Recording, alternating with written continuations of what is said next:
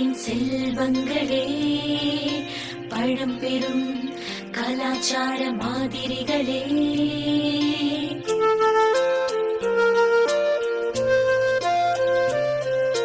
பெரும் திரள் கோடி ஜனத்தின் பிரதிநிதிகளே, வரும் காலம் பொற்காலம் நம்புங்களே.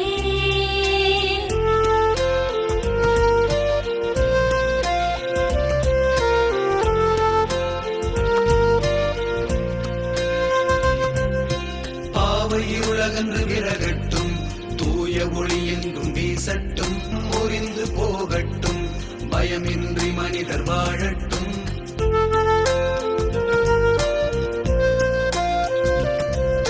சுயநலம் முற்றும் அழியட்டும், தீய மனம் யாவும் மாறட்டும்.